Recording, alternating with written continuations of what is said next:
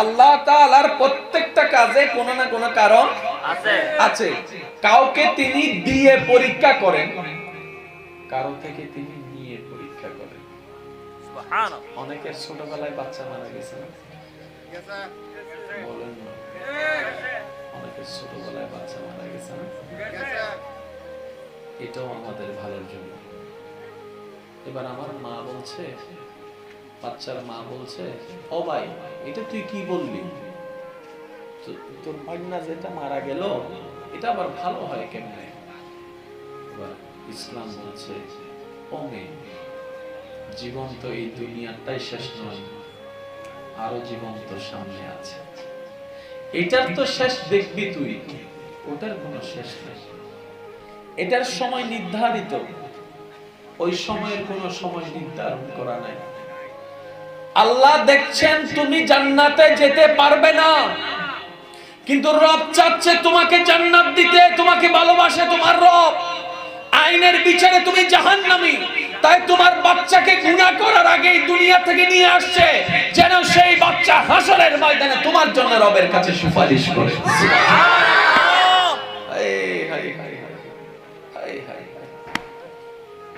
এমন কোন বান্দা নাই রব যাকে ভালোবাসে না। আফসোস আমাদের জন্য, আমরা সেই রবের ভালোবাসাটা ধরে রাখতে জানি না। কি কোনো সমস্যা? আমাদের জীবন একদম সহজ,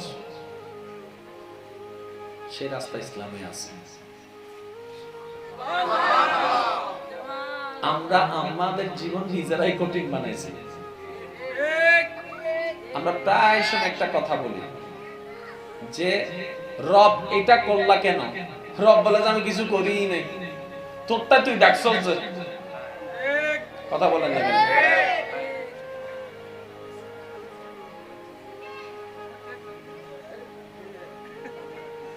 ও আচ্ছা,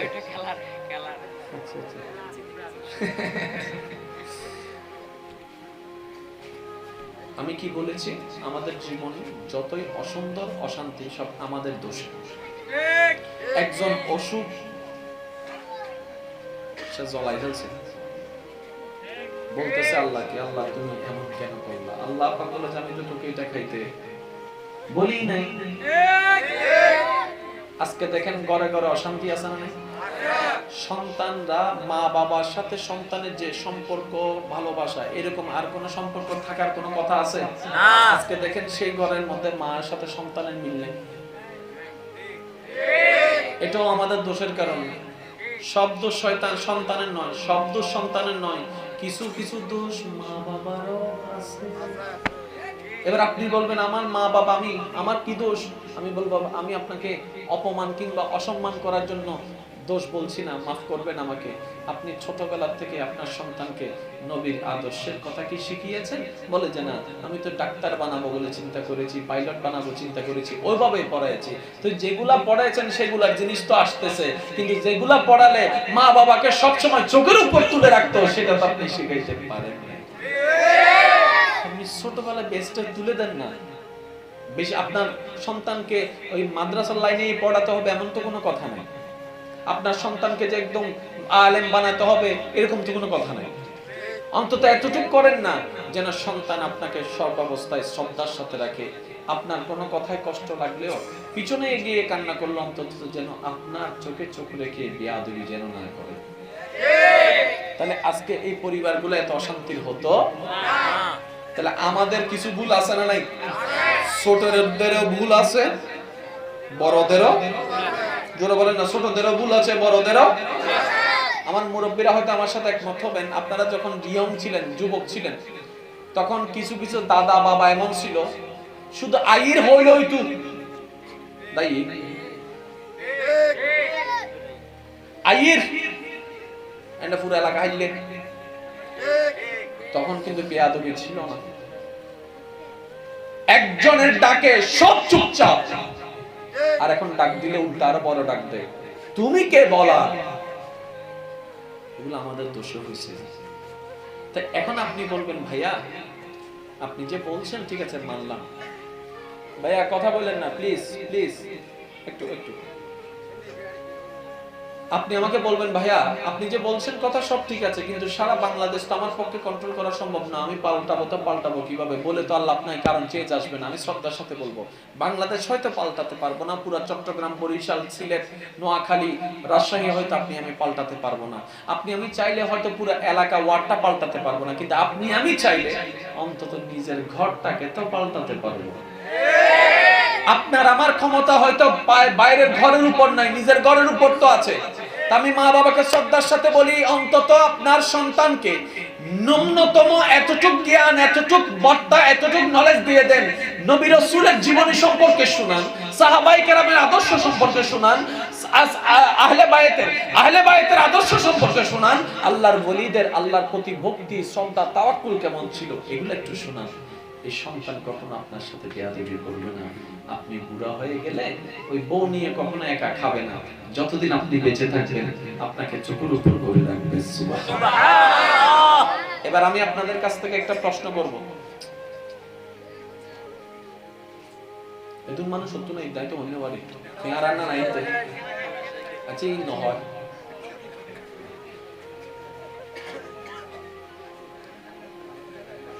জায়গা বেশি ছিল কি না সব বাদ দেবো না বাস ইতারা হয়তো সাথে দুনিয়া তার বাচ্চুন হওয়া দিন নিয়ে দিন। আচ্ছা টক টক টক টক এই ইন্দি বইলে ট্যাং লাগিয়ে বলতে ইয়ে হতে অনবর ট্যাং লাগিয়ে হষ্ট লাগবে ইয়ে হয়তো চলে এবার ডাইরেক্ট হতে সাইড ছাড়ি যাবো। তারপরে রাস্তা মিতে ওই সিন যদিন দিয়ে দেখা যায় সাইড না দেয় ইন্দু পুরি যাবো আয় তাই একবার দর্শন করেন আল্লাহুম্মা সাল্লি আলা মাওলানা